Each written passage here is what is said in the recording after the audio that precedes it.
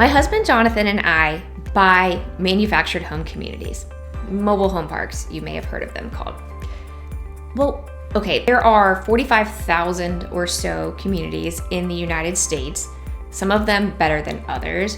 When we're looking to buy a community and we're under contract, let's talk about a couple things that cannot be missed during due diligence. Now, there are tons and tons of things you're inspecting during due diligence and checking off the list, but there are 5 things that cannot be missed. Okay, the first, flood zone. You do this before you even go under contract, before you even make an offer. If a community is in a flood zone, most likely we're gonna walk away. Now, there are community owners, especially people who also specialize in RV parks that can be more transient, then you may be able to make use of a flood zone area because the homes, the RVs can just leave in any kind of weather event, like if a hurricane is coming or something like that. Whereas if it's truly a manufactured home community, those homes are in place, and if it's in a flood zone, then you could have real problems. So we typically try to avoid flood zone properties. Especially, we haven't bought anything in any flood zone yet, but maybe if there were like a very minor flood zone on part of the land that's not being used, maybe I would consider that. But certainly if there are several homes, any kind of ingress or egress in a flood zone, absolutely not. It's going to be a complete nightmare to get that insured. And then in the case that something happens, it would be an absolute total nightmare. Zoning. That's another thing you're checking prior to even going under contract. You're calling the planner, and maybe you wait to have this conversation if you're being, discreet until after you go under contract. But you're always calling the city planner to understand, is this legal? Is it conforming to current planning standards? If it's non-conforming, is it grandfathered in? And that way you know about things like, okay, well, there are 50 lots in this community, but only 40 have homes. Can I use the other 10? That is very important, especially when you're coming up with your business plan for the investment. Can I use those other 10 lots? Can I infill new homes into them? And then also, okay, we have 40 lots being used right now. Let's say somebody moves their home out, or a home catches fire, something happens to that home and it is no longer able to be lived in. Can I still use that space and bring in a new home? These are very important questions to get answered before you even do any work on site or spend any money. You can understand the flood zone and talking to the planner about zoning. Third, infrastructure. You want to understand the sewer, the water, and the electrical. Those are critical. Let's talk about the sewer first, because we do have a lot of septic systems in the area we buy, which is North Carolina, South Carolina, and Tennessee. We're totally fine with that. We own a lot of them, and we always inspect them, pump them, and get them inspected prior to purchasing. Now, that's part of due diligence. It's very costly, but it's really worthwhile. I mean, you may find things like a cracked tank.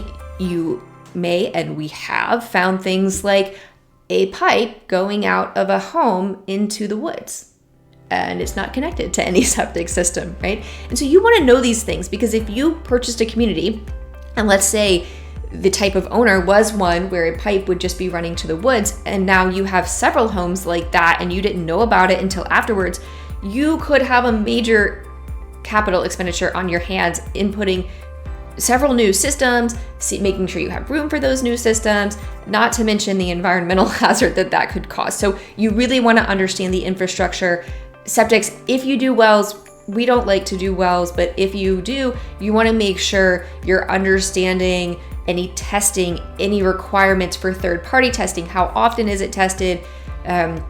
Viability of moving to city water or county water. Is that close to the park? Is it right out front? Like, we've bought a community before that was on well, but the county water lines were right out front. So we tapped into those and put those throughout the community and no longer use the wells. So that is something we would look into, but make sure you really understand the cost of some of these wells to maintain them can be very, very high, especially with the testing and the chemicals and stuff. Water lines. So that's another critical thing. Depending on if it's well or, county or city water, it doesn't matter What I'm talking about are the lines connecting that water source to each of the homes in the community. And you want to make sure, ideally it's PVC, because that's going to last a really, really, really long time. But some of these communities were built in like the 70s or the 60s. They might not. They might have metal pipes, which could cause a whole bunch of issues where you're going to find a ton of leaks, and it can cost $100,000 or significantly more to run new lines through the entire park and replace the old water lines. So make sure you understand what the water lines are made of and if they're in good shape. The fifth thing is the rent roll. This is obviously critical. You really have to understand the income. And when you're first discussing with the seller about the income coming in from the community, they might throw out, oh yeah, there are 30 lots and the lot rent is $250 a month. In the back of their mind, and something they may not tell you is, well, 2 of those lots are vacant. One of them is a park-owned home that needs to be rehabbed. Another one hasn't paid us in 6 months. Okay, that's not the same as what they initially said. So you really need to be verifying that income.